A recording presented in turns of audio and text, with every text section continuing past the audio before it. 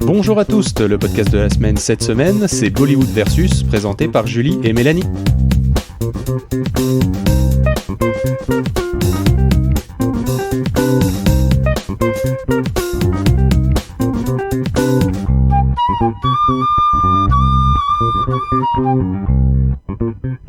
Bonjour Julie, bonjour Mélanie. Bonjour. On va commencer par qui est qui? Qui est Julie, qui est Mélanie, je t'en prie, vas-y. Et moi, c'est Julie. Donc du coup, est-ce que vous pouvez me pitcher un petit peu ce qu'est Bollywood Versus? Alors avec plaisir. En fait, Bollywood Versus, c'est notre podcast et le but c'est vraiment de casser tous les clichés que les gens peuvent avoir sur Bollywood, de montrer que c'est pas des comédies musicales qui durent 3 heures où il y a que des gens qui chantent, qui dansent et qui ont des histoires d'amour torturées. Bollywood, c'est aussi un cinéma où on va parler de féminisme, d'histoire, du sujet de société. Et on va essayer de confronter tous ces films, par exemple, à des gros blockbusters. On va aussi avoir beaucoup de nanars, il faut dire ce qui est, et aussi beaucoup de films indépendants qui sont hyper intéressants. Très bien, quelque chose à rajouter ? Non, pas grand-chose à rajouter. De temps en temps, on s'amuse à aller voir aussi un petit peu du côté des films occidentaux et leur regard sur l'Inde, qui est généralement bien biaisé. Donc voilà, c'est aussi intéressant de voir comment parler d'un même sujet de société de l'Inde, je sais pas, genre les enfants ou la pauvreté, et de voir comment c'est traité par le cinéma indien et comment c'est traité par le cinéma occidental. Ben justement, en parlant de traitement de faits de société, ce que je propose, c'est qu'on s'écoute un petit extrait qui parle de ça, justement. Mais vraiment, t'as l'impression que t'as le réalisateur et les scénaristes qui sont à côté de toi, qui te font des clins d'œil. Eh, oui, t'as compris, t'as compris. Et là, les Anglais dans la salle ont dû dire dis donc, t'es sûr, Robert, qu'il n'y a pas un message caché dans ce film, parce que quand même, je sais pas, il y a un truc dans le refrain qui me titille, là, j'arrive pas à mettre le doigt dessus. Écoute, John, t'es peut-être trop parano, peut-être qu'il parle vraiment d'Alexandre le Grand. Regarde, ces braves Indiens qui ne veulent pas se laisser envahir par un envahisseur étranger, qui ne veulent pas être réduits en esclavage. Attends, mais c'est pas ce qu'on a fait, nous. Est-ce qu'on peut avoir un peu de contexte sur cet extrait, justement, de quel épisode il est tiré et de quel film on parle? Ouais, alors ça vient d'un épisode sur Sikandar, qui est en fait le nom que les Indiens donnent à Alexandre le Grand. C'est un film qui date de 1941, donc 6 ans avant l'indépendance, et ça va en fait nous expliquer toute l'épopée d'Alexandre le Grand en Inde. Et en fait, on sent bien que derrière, t'as un petit message qui est adressé aux Anglais. Il y a un petit parallèle qui a été fait, et qui est, on va dire, assez subtil. Légèrement. Non, pas du tout.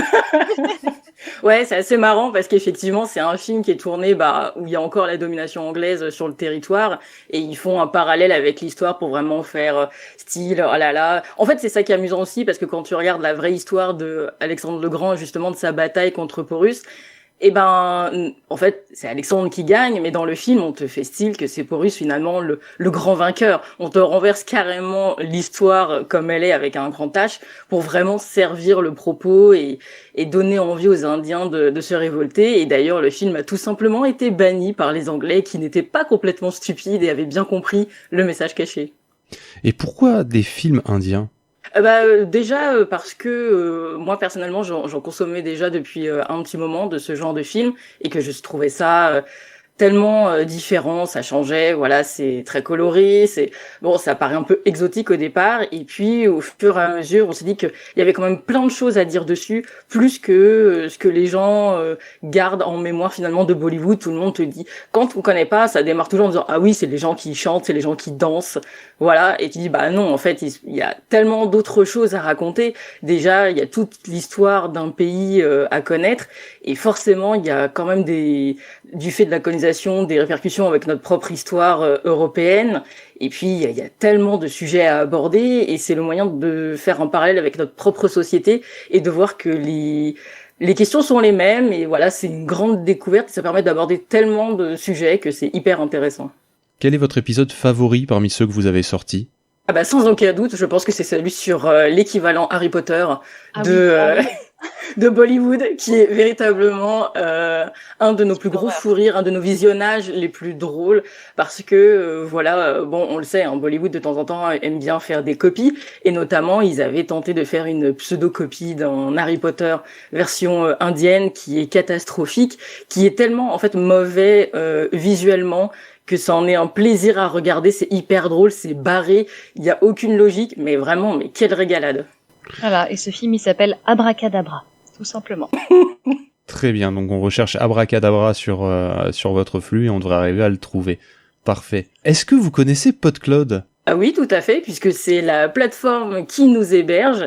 Et donc voilà, c'est une très bonne plateforme, elle est très intuitive, les gens sont très sympas, et quand on avait eu des petits soucis d'ailleurs avec certains de nos épisodes, vous avez été hyper réactifs, donc honnêtement on recommande, c'est hyper bien. Et vous l'utilisez de quelle façon ? Parce que vous stockez pas vos fichiers chez PodCloud ? Non, effectivement, on stocke nos fichiers ailleurs et on utilise PodCloud plutôt un peu comme une plateforme de diffusion, entre guillemets. Je connais pas les termes techniques, je suis vraiment pas... comme générateur de flux RSS, on va dire. Voilà, exactement. Du coup, on va passer à la question du mois. La question du mois de mars, c'est quelle est la pire erreur que vous ayez commise depuis le début de votre carrière de podcasteuse ? On a eu une fois un enregistrement qui n'a pas fonctionné du côté de Julie, et quand on a voulu réenregistrer l'épisode, le son était absolument immonde parce qu'on avait eu un autre bug. Et on a été obligé de le diffuser tel quel parce qu'on n'a pas eu le temps de le réenregistrer. Et ça a été une énorme frustration parce que c'est un film qu'on aimait énormément, sur lequel il y avait énormément de choses à dire et on était vraiment, vraiment dégoûtés. Donc en fait, la vraie erreur, c'est de laisser un téléphone à proximité d'un micro. Voilà, C'était ça la vraie erreur. C'est ça. Les fameuses interférences. Ah oui, c'était pas rattrapable. Ouais, la clope électronique près d'un micro aussi, c'est pas forcément terrible. Je me suis aperçu que la mienne faisait des interférences. C'est des tips comme ça qu'on nous dit pas assez. Ouais, donc votre conseil, attention aux interférences. Ah ouais, mais c'est tout con, hein, vraiment, t'y penses pas. Ouais. Ok, bien, merci à vous deux. On rappelle qu'on retrouve votre podcast Bollywood Versus sur PodCloud ainsi que sur toutes les plateformes. On dit à nos auditeurs à la semaine prochaine et d'ici là, continuez à écouter des podcasts. Au revoir. Bye bye.